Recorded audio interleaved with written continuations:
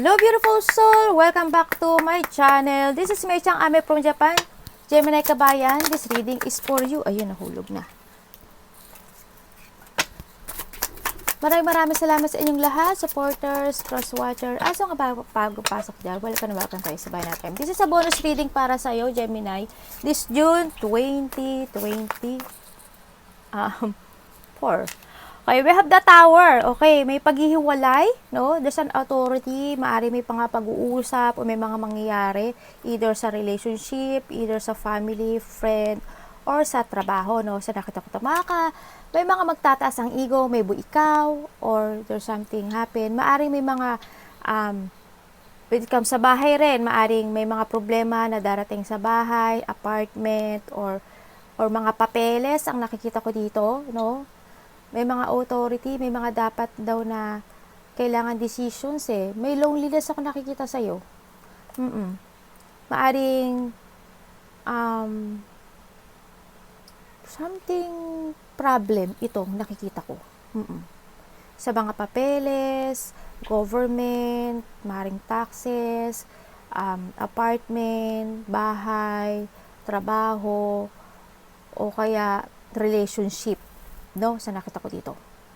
And then we have the child. Ang maaring yung iba sa inyo, you are feeling young, very active, or maaring itong anak mo to, no? Baka nagiging pasaway, or mahilig maglaro-laro, yan. Or maaring ikaw din, you are very playful, very active person, or you're feeling young.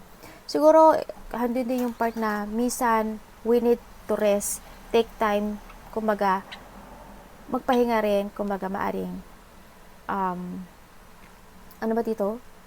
Mag-relax, kumbaga. Ay, nakikita ko, no? Maaring yung sa iba dito, baka there's a new beginning ng buhay nyo na magaganap o mangyari. Maaring may darating na new life or a child, no? Either sa'yo o sa kapamilya mo o sa kaibigan malalapit sa puso. Maaring ganun, no? So, nakita ko dito. May mga situation ako nakikita na hindi mo alam. Nabaguhan ka. Ganun nakita ko sa'yo. Na dapat mong pag-aralan. Yes, nakita ko. We have the moon din. Nakita ko dito. Maaring may mga pagpupuri o may mga sitwasyon na pupurihin ka. No, may mga emotion o pag-iisip every night. Yan, kailangan din nating magtutulog. Nakikita ko dito. May mga imagination o daydream ka sa buhay mo sa nakita ko dito. No, maaring pagbabago, ganyan, shipment, ganyan, enjoyment, travel, something ganun. May mga ini-illusion o may mga sitwasyon na you are very inspired. Kaya hindi ka nakatulog, kaya ang dami mong dreams, kaya ang dami mong ini-illusion, yan. Nakikita ko dito. Maaring ganun sa iba, no?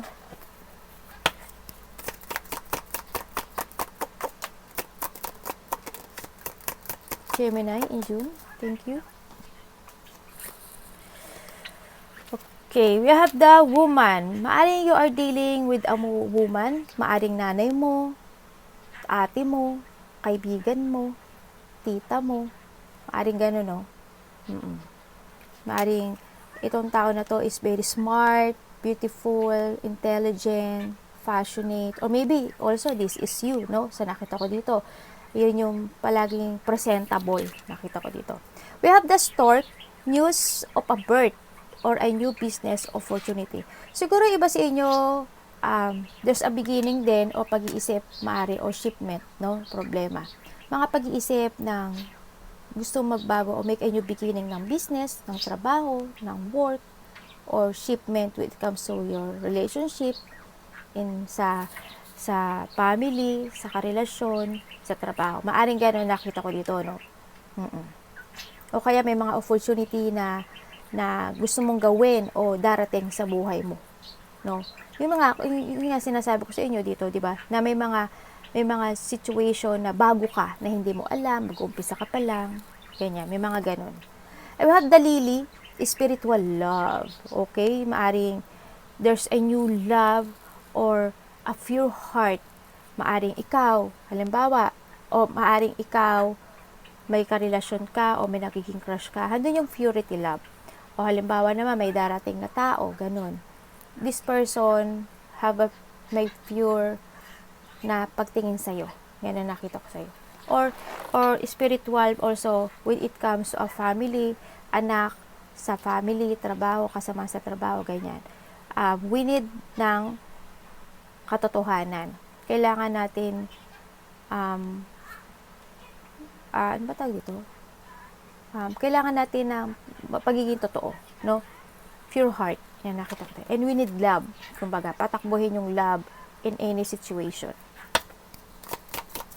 Gemini.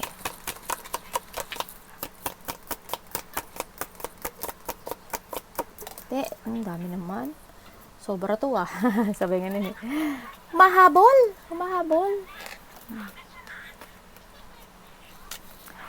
We have the scale.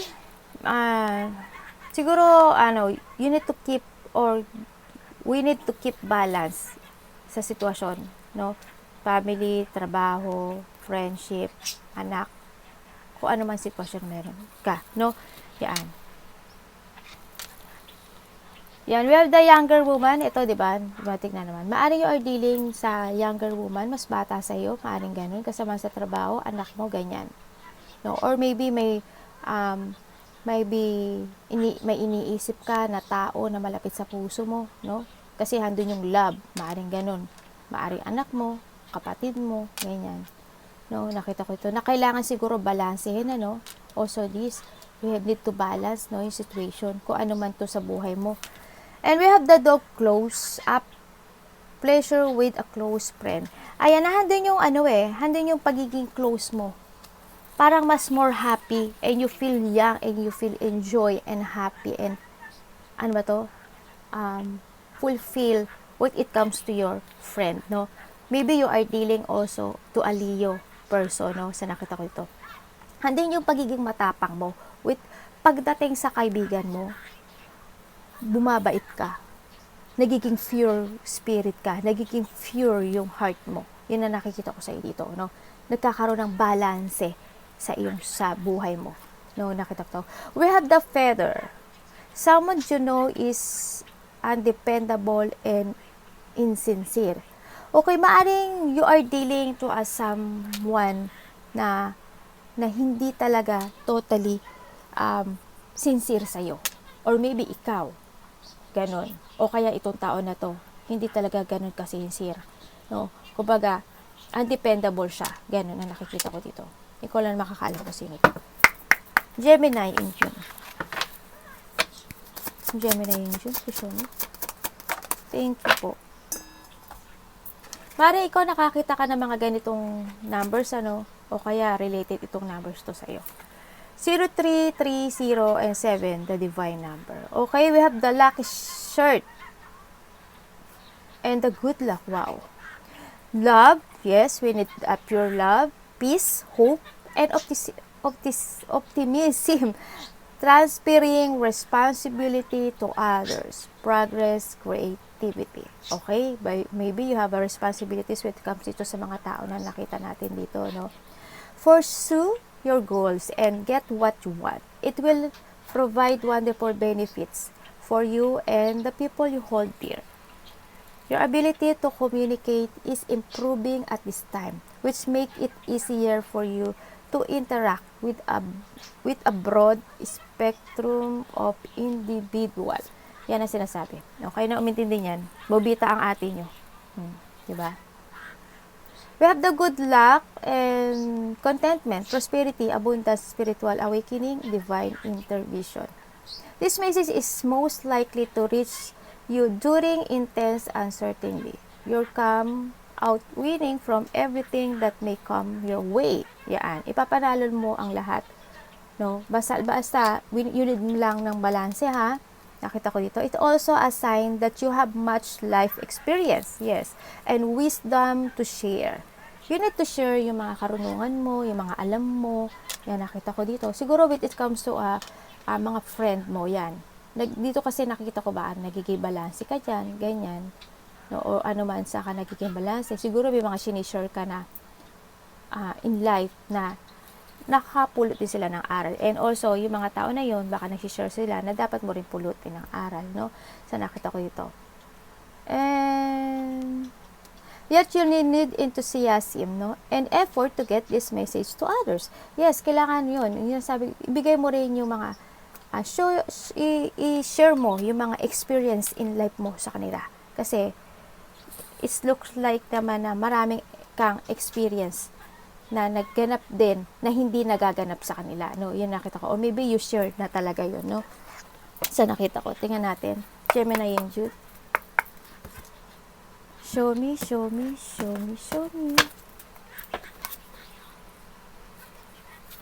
Ay.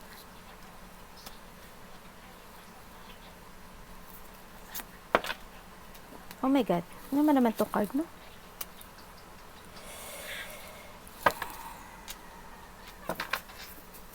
Ano pwede ko malaman dyan?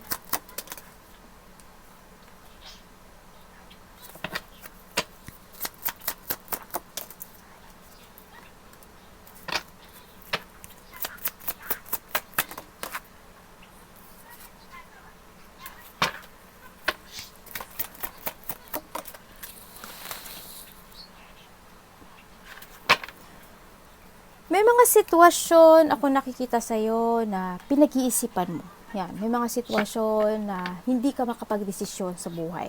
You are stuck. No? Nag-iisip ka ng mga pagbabago, pero natatakot ka.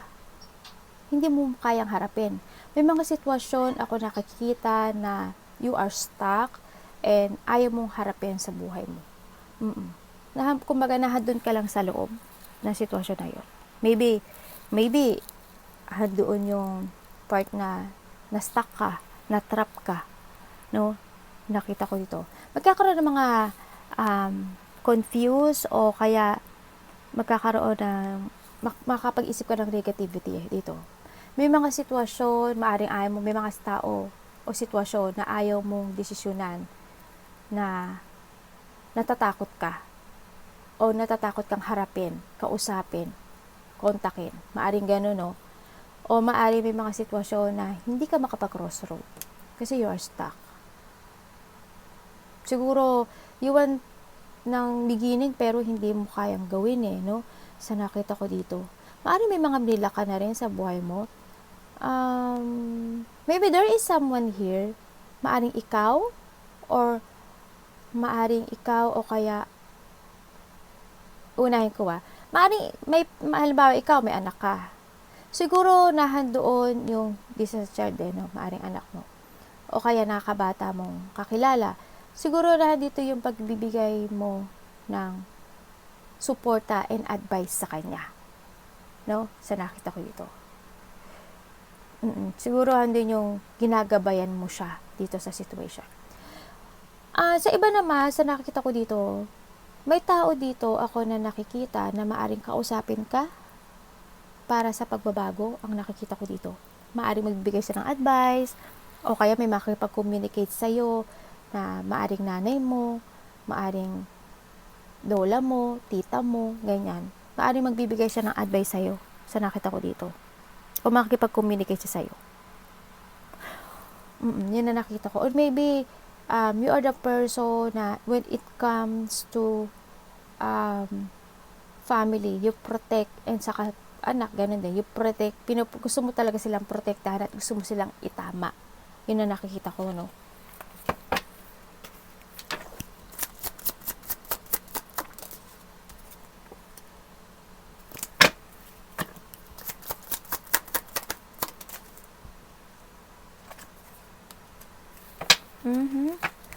Siguro this is the time na magdesisyon sa buhay. No? Make a new beginning sa nakikita ko dito sa'yo. Make a plan. Siguro this is the time to settle mo yung goals o magkaroon ka ng layunin sa buhay mo to make a new beginning. You need to take it action and focus to make it real. Lahat ng gusto mong pagbabago sa buhay mo. Huwag kang magpa-stuck, huwag kang magpa-corner, huwag kang magbulag-bulagan or something ganyan. Na harapin mo yung mga situation sa buhay mo na kahit mahirap desisyonan.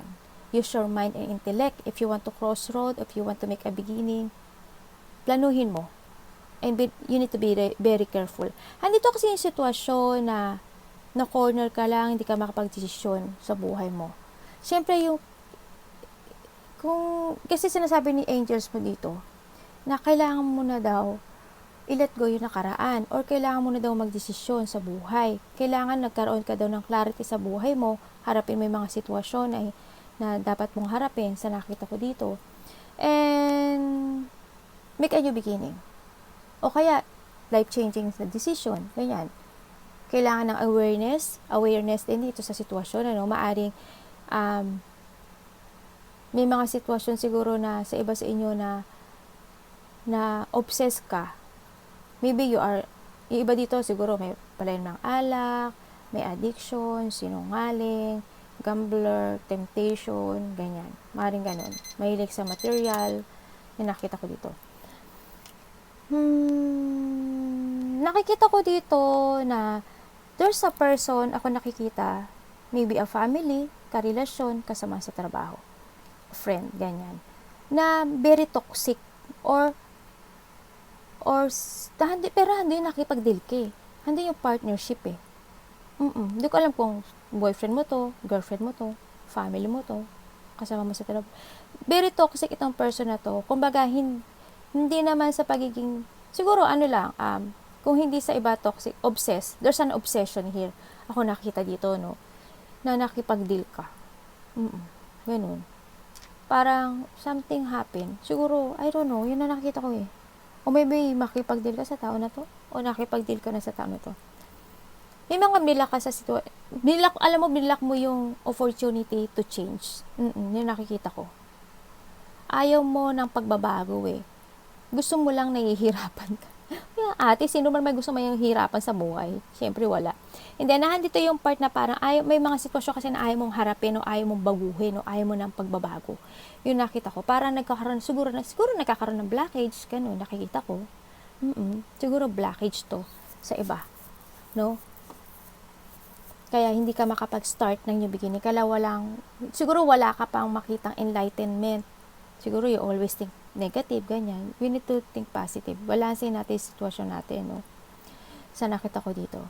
Kasi may mga sitwasyon na alam mo na yung katotohanan, eh. No? We need to look to the future to make a new beginning. Magplano ka. Maalim may pinaplano ka dito. No? For the future. O naghihintay ka pa ng kaliwanagan dito sa sitwasyon na to.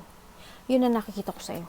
Gusto ko talaga itong ano yun? Ano pwede ko malaman dyan? Hindi ako mapakali dito eh. Yan, magplano ka. You need to plan to move on. More give effort, sa nakita ko dito. Nag-chase ka sa maling sitwasyon eh. Sa nakikita ko dito eh. Nag-chase ka. Nakokontrol ka ng situation mo. Nakokontrol ka sa sitwasyon mo. Why? Kasi, I don't know, umaasa ka na may pagbabago. Umaasa ka na magiging maganda ang resulta. Ganun. Nakita ko dito. May mga sitwasyon din na nakikita ko na hindi mo madesisyonan, ikaw ang tumatakbo.